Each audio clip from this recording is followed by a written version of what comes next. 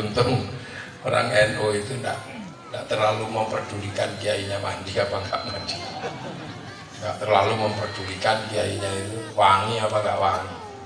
Pokoknya sepenting bisa kumpul, bisa ngaji, sedikit ada tertawa, ada guyon, sudah itu aja, itu khas santri. Makanya jangan heran kalau kemudian di mana santri berada itu Islam itu riang gembira, Islam itu menyenangkan,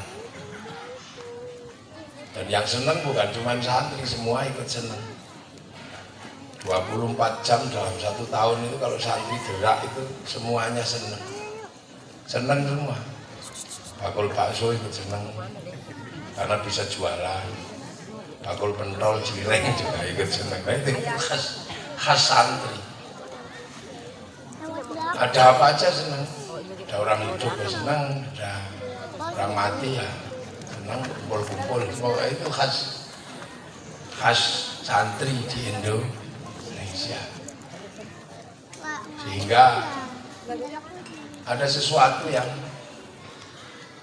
sangat luar biasa, dan itu kita menikmatinya akhirnya. Apa? Setelah ditinggal Rasulullah, Islam itu kan menyebar ke seluruh dunia. Setelah dari Arab, ada yang bergerak ke Eropa, bahkan yang mimpin itu panglima perang Tariq bin Ziyad, gagah-gagah dengan senjata yang menakutkan. Ada yang gerak ke Afrika, termasuk sahabat Bilal, ada sahabat Salman. Ada yang bergerak ke Cina, termasuk dipimpin sahabat Sa'ad bin Abi Waqqas. Nah, ada yang bergerak juga ke Rusia, ada yang bergerak ke sini.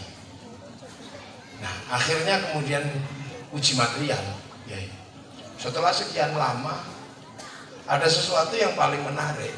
Apa? Yang ke Eropa berhenti, macet, nggak bergerak lagi, bahkan masjid jadi gereja. Yang ke Rusia macet, yang ke Cina nggak bergerak, sudah upaya cuma segitu-segitu aja. Yang ke Afrika kecenderungannya malah semakin tekor. Nah, yang di Arab semakin ribut. Tapi ada satu yang luar biasa, yaitu yang bergerak ke Indonesia, berubah menjadi Islam yang paling besar, paling kuat sekarang ada di Indonesia. Orang hafal Quran paling banyak di Indonesia, orang sholat paling banyak di Indonesia, orang punya masjid paling banyak di Indonesia. Maka mohon jangan terlalu pesimis jadi orang Islam di Indonesia. Dikit-dikit Islam kita tertindas, janganlah. Kita paling besar, yang optimis. Orang kita ngaji sampai jam segini juga nggak ada masalah, nanti diterusin sampai subuh juga nggak masalah. Tiba-tiba ada slogan Islam di Indonesia dipinggirkan, Islam di Indonesia dikriminalisasi. Nanti dulu kita ini paling kuat di seluruh dunia. Afghanistan ngaji jam segini diroket. Ini lah Islam jadi jauh sih lah. Syekh Ramadan Al-Buti khutbah Jumat di masjid, diledakkan masjidnya.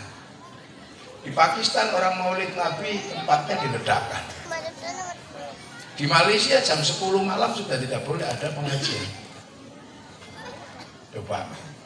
Di Afghanistan hanya persoalan jenggot ribut nggak ada habisnya. Taliban. Jadi kaum muslimin di seluruh dunia ini hari ini yang paling menikmati kehidupan sebagai orang Islam dengan riang gembira itu ada di Indonesia. Ya ini kita ini lah. Makanya nikmati, jangan usil kita. Kita nikmati bahwa kita ini menjadi orang Islam di Indonesia yang alhamdulillah ditunggui para ulama, ditunggui para kiai. Itu sudah seneng di Indonesia, itu sudah syukur ya. Ditungguin kuburan aja udah seneng orang Indonesia, udah mau loh hantunya langsung keluar. Iya kan, orang Indonesia itu ditunggui makam para wali itu udah seneng luar biasa, udah menghasilkan ziarah bis-bisan ke sana.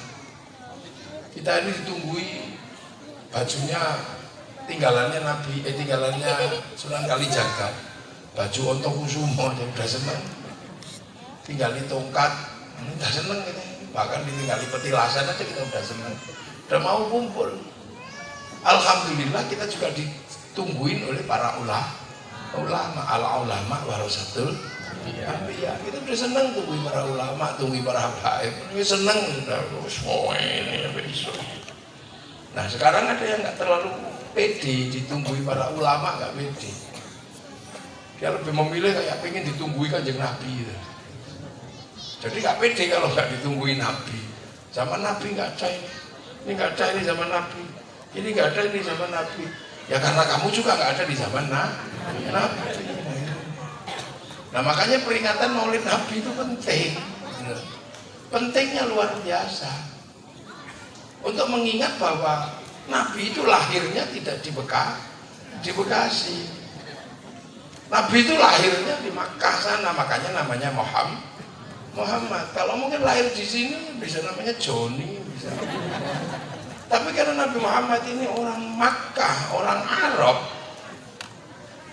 makanya namanya Muhammad.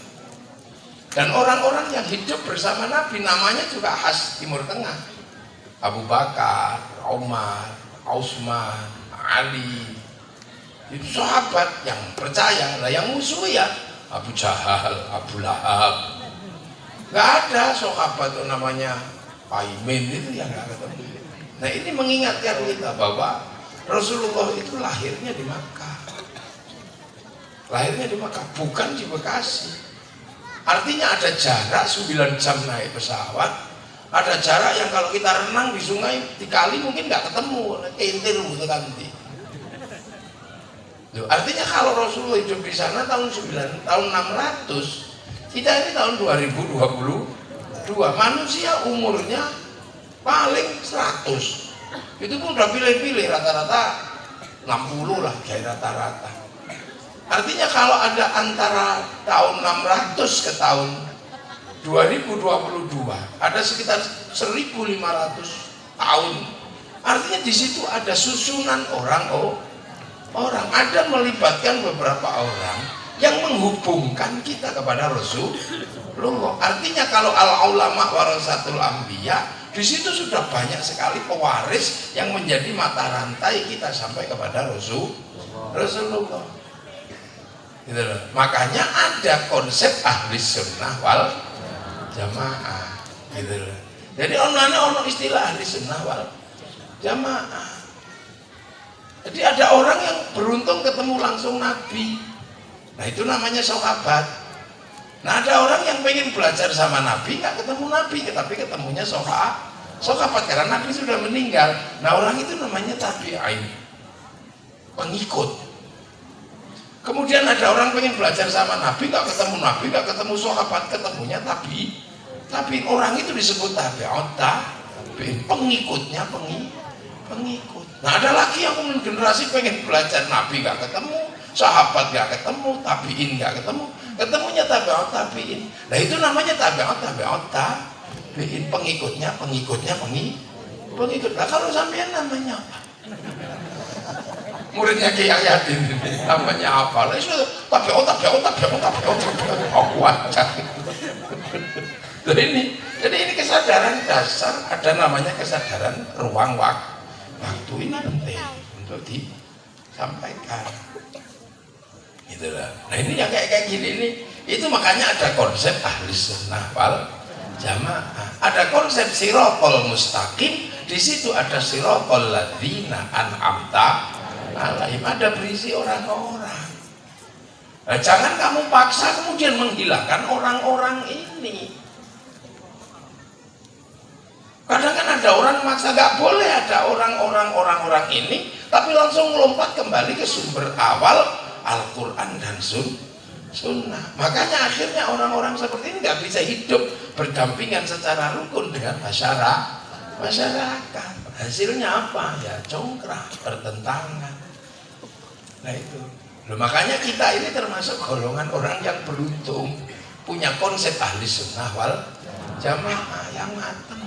Ikut jamaah yang Nahdlatul Ulama. Kenapa ikut Jamiah Nahdlatul Ulama? Ya pewaris para nabi itu ulama. Nah kita ini hidup di zaman para ulama. Makanya organisasinya ya Nahdlatul Ulama. Kalau hidup zaman sahabat Jamiah Nahdlatul Sahabat. Nah ulama-ulama ini ya ikut didirikan oleh Kiai Hasyim Asy'ari, Kiai Yasin ya ikut di situ semua di situ.